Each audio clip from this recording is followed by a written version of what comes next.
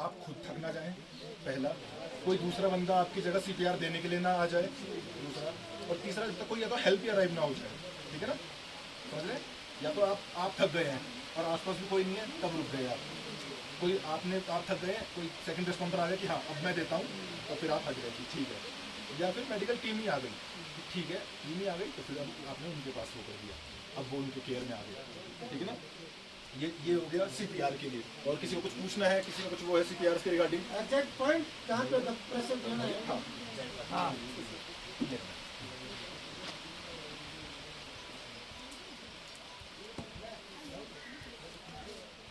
अब आप रिप देख रहे हैं अपनी रिप सेट अपना, कीजिए।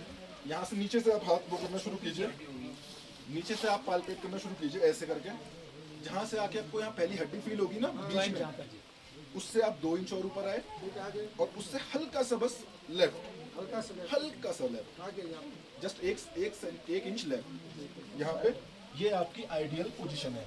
यहाँ से मैं इसके ट्रेस करता हुआ आया, यहाँ पे हड्डी आई, हल्का सा ऊपर साइड में, ये मेरी आइडियल पोजीशन है देने की, ठीक है, ठीक है। उसके अलावा हाँ, मैं सीपीआर के बाद वो स्प्रिंट सर कई बार ऐसी पोजीशन देखते हैं जैसे सांस उखड़ने लगती है लेकिन हम कुछ कर नहीं पाते, क्या करें उसको? जैसे एकदम पेशेंट्स के नीचे पेशेंट्स की सांस अनकंट्रोल हो जाती है। वही अंकल मैं थोड़ी देर पहले वही एक्सप्लेन कर रहा था, मैं थोड़ी देर पहले मैं ये बता रहा था कि अगर ऐसा वो है, सांस की दिक्कत है, तो सबसे पहले आपको कोशिश करनी है कि उस जगह पे रुकें या तो नीचे जाने की वो करें, ठीक है। पहले से सांस की दिक्कत ऐसे सबको नहीं होती, ये भी अभी सर बता रहे थे, मैंने पॉइंट भूल गया। आप ऐसे ट्रैक पे आ रहे हैं तो आपको पहले तो अपने बारे में पता होना चाहिए, हाँ आपको अपने बारे में पता होना चाहिए, अपनी मेडिकल हेल्थ के बारे में।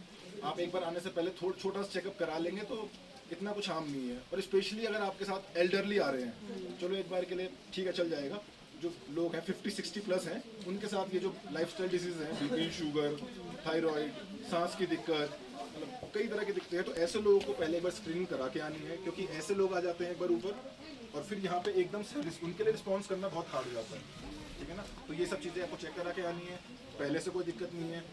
आप अगर कोई क्रोनिक स्मोकर है, बिल्कुल एविड स्मोकर है, तो उनकी टोटल लंग कैपेसिटी जो होती है ऑक्सीजन कैरी करने की, वो ऑलरेडी कम हो रखी होती है। यहाँ आके और एक आध धूम्रपान कर दिया अगर ऐसी जगह में, वैसी ऑक्सीजन कम है, यहाँ ऑक्सीजन वैसे ही थिन है, और वो भी कर दिया तो उसके बाद श्योर है कि उसको ऊपर नीचे एक आध बार ये सांस की दिक्कत होनी है, तो हम इससे भी बचेंगे, ठीक है ना सर।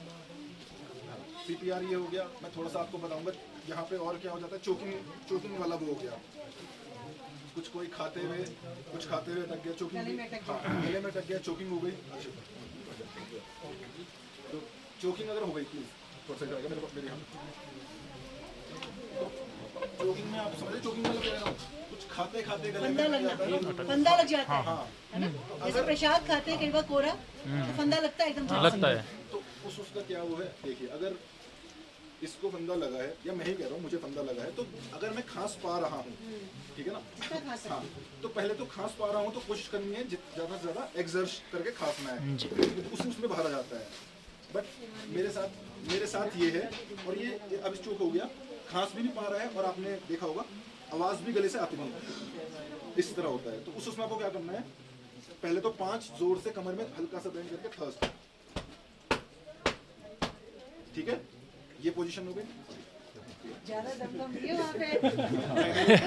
बहुत दमदार लोग हैं। उसके बाद ये जो मैंने ना जहाँ पे रिपोर्ट होंगे, यहाँ पे हाथ रख के दोनों हाथ से आप 5 बारी कंप्रेशन देंगे, 1 2 3 4 5, ठीक है।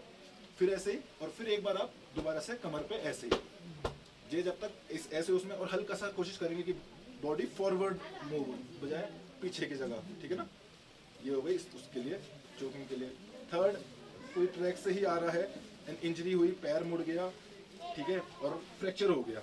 अब डिपेंड ऑन की फ्रैक्चर कैसा है, ठीक है ना। अगर ओपन है और क्लोज है, ओपन फ्रैक्चर है अगर, मतलब हड्डी भी बाहर आ गई है, तो उसका मतलब है ब्लीडिंग भी हो रही होगी, तेज ब्लीडिंग का भी वो है। तो सबसे पहले यहाँ पे अगर आपके पट्टी नहीं है या कुछ नहीं है, तो आप सबसे पहले क्या करेंगे, जहाँ पे ब्लीडिंग ज़्यादा हो रही है, ये इसके बात ही नहीं है, सर पे भी अगर हो रही है ब्लीडिंग, या मतलब जगह आप अपने आप से वो कर सकते हैं, ब्लीडिंग हो रही है और हैवी, और आपके पास पट्टी नहीं है, तो आपको क्या करना है, धुलना, ये वाला काम बाद में, नहीं है तो नहीं। प्रेशर बैंडेजिंग, प्रेशर समझते हैं, जैसे मानने वाले इसके यहाँ पे लगी चोट, ये है एरिया, यहाँ पे चोट है, तो मैं क्या करूँगा, मैं इस कागज़ का यूज़ कर ले रहा हूँ। हाँ, मानिए ये कागज़ है मेरे पास, ये चोट है, जितना टाइट हो सके मैं इसको थोड़ा छोटा कर रहा हूँ सर।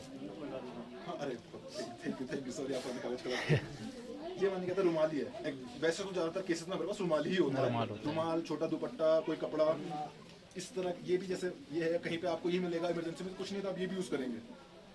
चोट है, जितनी भी आपने पहले इसको दबा दिया, उसके बाद कोई पट्टी ऊपर से कर दी, ठीक है ना, इसे बोलते हैं प्रेशर बैंडेज।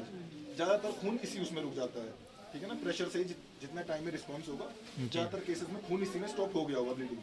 अगर ऐसा होता है कि ऐसा करने के बाद भी आप देख रहे हैं अरे खून तो अभी आ ही रहा है, तो ऐसा नहीं करना है कि चलो अब नई पट्टी बांधते हैं, तो वो खोली, ये निकाली, फिर नई पट्टी, नहीं। ऐसे उसमें जो इतनी देर में क्लॉट बना भी होगा ना, वो आप दोबारा से सारा जो उस पर चिपका होगा बाहर कर देंगे, तो ब्लीडिंग और सीवियर हो जाएगी। तो कुछ नहीं करना है, आपने ये कर रखा है, इसके ऊपर से उसके ऊपर से और एक वो बांध सकते हैं क्लोथ, ये कर सकते हैं तब ब्लीडिंग स्टॉप करने के लिए। पर ऐसा नहीं कि आप एक बार हो गई, नया कपड़ा, साफ कपड़ा, नहीं, जो एक बार आपने लगा दिया उसे लगे रहने दीजिए, उसके ऊपर से कवर करना है, ठीक है। ये तो है ओपन फ्रैक्चर के लिए।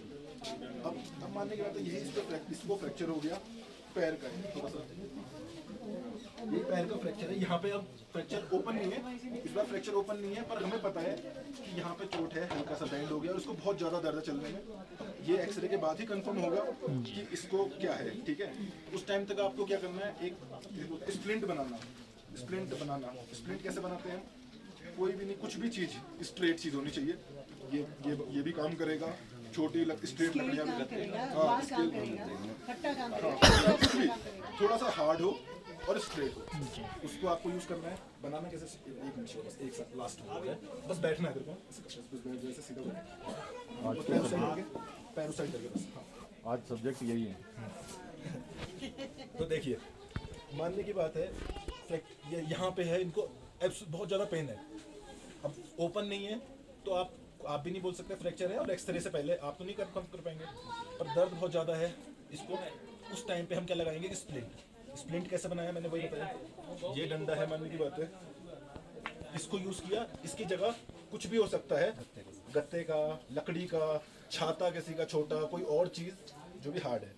अगर जिस भी जगह पे चोट है, आपको लगाना कैसे है, कुछ पहले आप कुछ वो लगाएंगे कपड़ा छोटा सा, उसके बाद डायरेक्ट जहाँ पे दर्द है वहाँ पे उसके ऊपर नहीं लगाना है स्प्लिंट, इसको दर्द यहाँ है मानने की बात है, तो मैं ये लकड़ी यहाँ नहीं लगाऊंगा, ऐसे नहीं, साइड में मैंने यहाँ लगाई एक लकड़ी साइड में लगाई यहाँ पे। उसके बाद इधर से कवर करना है। आपको कवर कैसे करना है, जहाँ पे भी चोट है उसके नीचे वाला एक जॉइंट, जैसे ये यहाँ पे चोट है तो इसका नीचे वाला जॉइंट हुआ, यहीं पे चोट है तो ये इसके ऊपर वाला जॉइंट हुआ, दोनों जगह लकड़ी लगाई और यहाँ से इसको पैक किया। उसके बाद अब इसके पैर में सपोर्ट रहेगा, ठीक है ना। ये हो गया ऐसे स्प्लिंट बनाने का, ठीक है। ये तो मैम ने बताया था सुबह में। अच्छा ठीक है, मैम ने बताया, मेरे से थोड़ा अच्छा ही बताया होगा। मैं मेडिकल प्रोफेशनल नहीं। बिल्कुल स्लिंग बनाने में एक चीज का ध्यान रखना है, एक चीज और है कि जैसे अगर आपके हाथ में चोट लगी है तो खून बहुत बह रहा है, तो खून को कंट्रोल करने के लिए जैसे प्रेशर वाला तो सर ने बताया, साथ में आप हाथ को हार्ट से ऊपर कर लीजिए, आम को, है ना। जैसे कहते हैं ना, ज्यादा ऊपर रखेंगे तो खून का फ्लो ऊपर ना जाके नीचे को रहेगा, तो एक्स्ट्रा ब्लड लॉस नहीं होगा। ऐसे ही पैर में है तो पैर ऊपर कर लीजिए जी मैम, बहुत नीचे नहीं लटकाना है ना। जैसे नक्सीर फूटती है तो हम लोग क्या करते हैं, सर ऐसे लटका देते हैं, करते हैं, ऐसा नहीं करना है। और कई बार हम ऐसे करके ऊपर कर देते हैं तो गले में फंसने का डर लगता है, वो भी गलत है ना। तो ध्यान रखनी चाहिए, बस पिंच करना है, अगर पिंच करना है, बस पिंच करना है तो वो ऐसा हो जाएगा। स्लिंग वाले केस में स्लिंग बनाना मैंने आपको बता दिया होगा, मैं थोड़ी सी आपको पोजीशन बताता हूँ। मेरा अगर ये हाथ में मैं स्लिंग यूज़ कर रहा हूँ तो मैं स्लिंग मैंने गले में, मान के आप इमेजिन कर लीजिए मेरे गले में एक स्लिंग है और मैंने ऐसे कर रखा है, ये ऐसे स्लिंग है, तो ये सही है, ये सही है। हल्का सा यहाँ से आर्म को आपको, जैसे ये 90 डिग्री एंगल हो गया ना, हल्का सा एंगल कम करके ऊपर की साइड, इतना भी काफ़ी है। तो इसमें जो पर्सन है उसको दर्द भी आराम लगेगा, ठीक है ना, वो भी उसको भी रिलैक्स लगेगा, और ये उसकी राइट पोजीशन भी है, ठीक है। और कुछ अगर एक चीज़